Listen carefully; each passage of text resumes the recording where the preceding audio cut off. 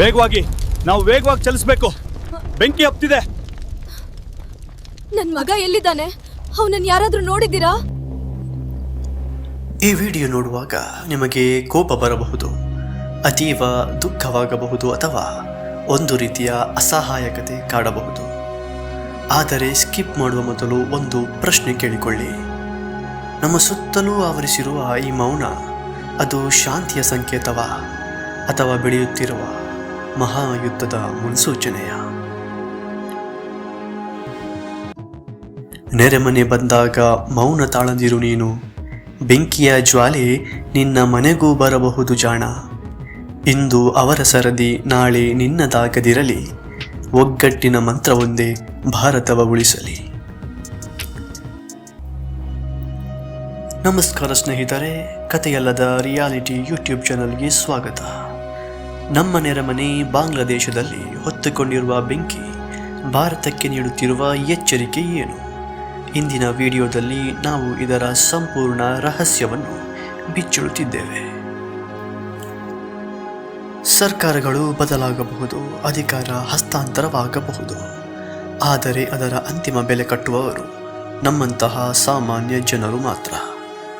ಇತ್ತೀಚಿನ ತಿಂಗಳುಗಳಲ್ಲಿ ಬಾಂಗ್ಲಾದೇಶದ ಕೆಲವು ಪ್ರದೇಶಗಳಲ್ಲಿ ಕಾನೂನು ಮತ್ತು ಸುವ್ಯವಸ್ಥೆ ಸಂಪೂರ್ಣವಾಗಿ ಕುಸಿದಿರುವ ವರದಿಗಳು ಬಂದಿವೆ.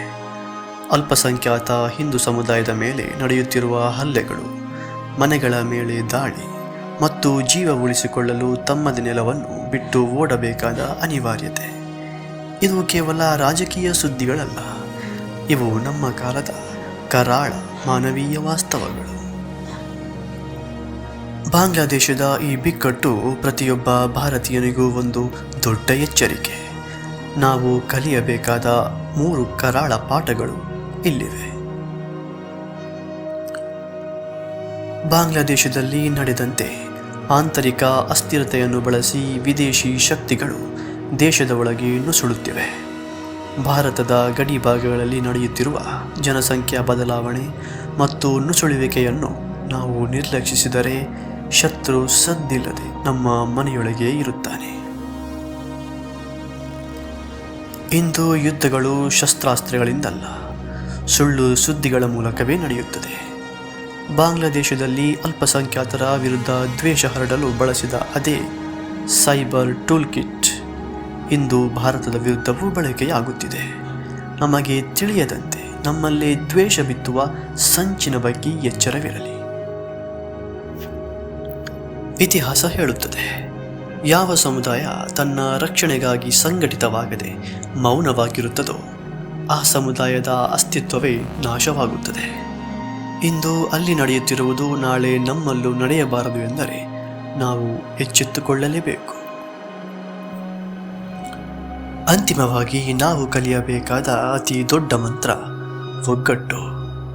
ಜನರು ಧರ್ಮ ಅಥವಾ ಸಿದ್ಧಾಂತಗಳ ಹೆಸರಿನಲ್ಲಿ ಪರಸ್ಪರ ಕಿತ್ತಾಡಿದಾಗ ದೇಶವು ಶತ್ರುಗಳಿಗೆ ಸುಲಭ ತುತ್ತಾಗುತ್ತದೆ.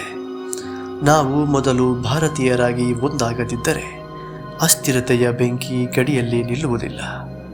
ಒಗ್ಗಟ್ಟು ಎಂದರೆ ಕೇವಲ ಜೊತೆಗಿರುವುದಲ್ಲ, ಅನ್ಯಾಯದ ವಿರುದ್ಧ ಒಕ್ಕೊರಲಿನಿಂದ ಧ್ವನಿ ಎತ್ತುವುದು. ಮೌನವಾಗಿರುವುದು ಅಂದರೆ ಶತ್ರುವಿಗೆ ದಾರಿ ಮಾಡಿಕೊಡುವುದು.